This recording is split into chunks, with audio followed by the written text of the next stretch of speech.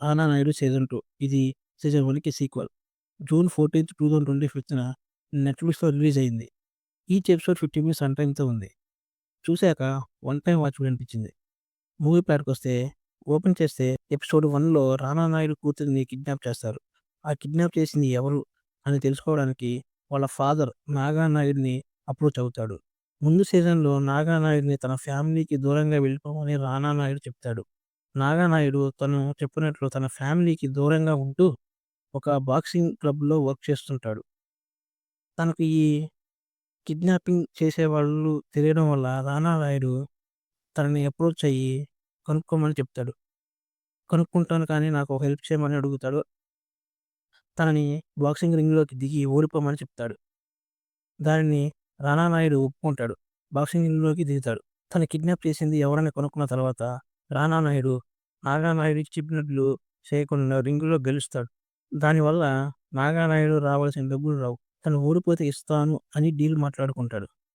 తను చేసిన అప్పులు ఆ ఒక్క గేమ్‌తో క్లియర్ అయిపోయేవి. కానీ అలా జరగదు.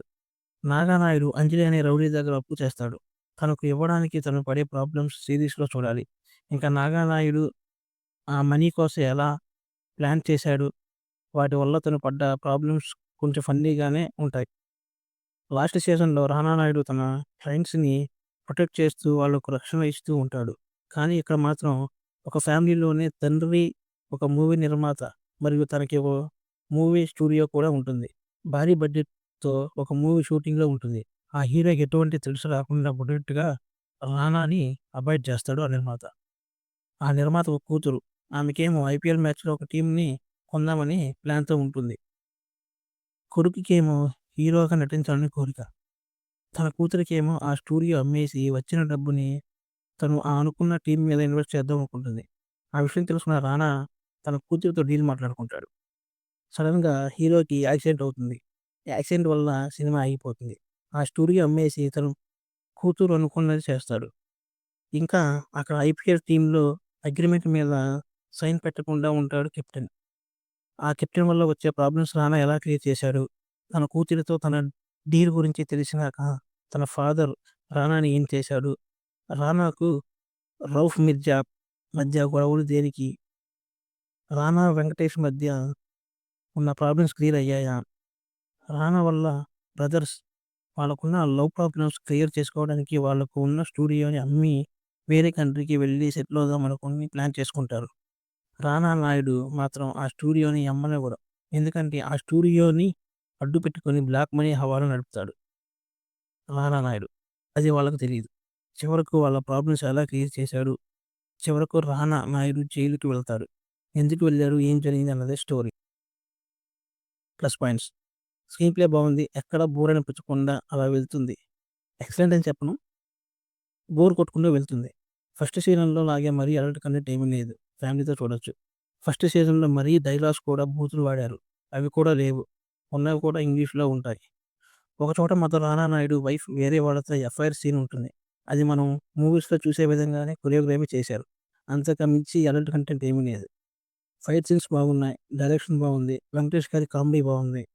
రానా నాయుడు ఒక ఫ్యామిలీలోనే ఇద్దరు క్లయింట్స్‌తో చేసే ఆ సీన్స్ ఇంట్రెస్టింగ్‌గా ఉంటాయి. స్టోరీ పెద్దగా ఏమి లేకపోయినా ఓకే. చూడొచ్చు అనేలా ఉన్నాయి. మెసేజ్ ఉంది. రానా నాయుడు తన ఫ్యామిలీ సెట్ చేద్దామని ట్రై చేస్తాడు. కానీ ఫ్యామిలీ పట్టించుకోకుండా దానివల్ల వచ్చే ప్రాబ్లమ్స్ దాని ద్వారా తన రియలైజేషన్ ఎలా అయ్యాడన్నది కూడా చాలా బాగా చూపించారు. ఫస్ట్ ఎపిసోడ్‌లో రానా నాయుడిని అరెస్ట్ చేస్తారు. మళ్ళీ సీజన్ 3 ఉందని ఎండ్ చేస్తారు. Minus points. స్క్రిప్ట్ చిన్నదే. కానీ దాన్ని 8 ఎపిసోడ్‌ల వరకు సాగదీశారు. అది చాలా బోరింగ్‌గా ఉంది. అంత లాగ్ చేయకుండా కుదించినట్లయితే బాగుండేది. 8 ఎపిసోడ్‌లు కూడా అనవసరం అనిపించేలా ఉంది ఆ స్టోరీ. ఆ ఇంటిమేట్ సీన్ కూడా తీసేసినట్లయితే బాగుండేది. అలాంటి కంటెంట్ అనేది అసలు ఉండనే ఉండేది కాదు. ఈ సీజన్‌లో హీరో రానా నాయుడు కానీ తన వైఫ్ క్యారెక్టర్ నెగెటివ్ తను వేరే వాళ్ళని కలవడం కొంచెం చూసే ఆడియన్స్‌కి నచ్చకపోవచ్చు. ఎందుకంటే హీరో వైఫే ఇలా చేస్తుందంటే చాలా వరకు ఆడియన్స్‌కి నచ్చకపోవచ్చు. స్టోరీని ఇంకా బ్రీఫ్‌గా ఎక్స్‌ప్లనేషన్ ఉంటే స్టోరీ బాగుండేది. చాలా వరకు అందరికి ఈ సీజన్ నచ్చకపోవచ్చు. ఎందుకంటే ఫస్ట్ సీజన్‌లో అట్రాక్ట్ అయిన వాళ్ళు ఈ సీజన్‌కి అంత అట్రాక్ట్ కారు. ఈ మూవీకి నా రేటింగ్ 2.3/5. నా వీడియోస్ గనుక మీకు నచ్చినట్లయితే మన ఛానెల్‌ని సబ్స్క్రైబ్ చేసుకొని బెల్ ఐకాన్ మీద ట్యాప్ చేస్తే నేను పెట్టే వీడియోస్ మీకు నోటిఫికేషన్ వస్తుంది. ప్రీవియస్ మిస్ కాకుండా ఉంటారు. Thanks for watching.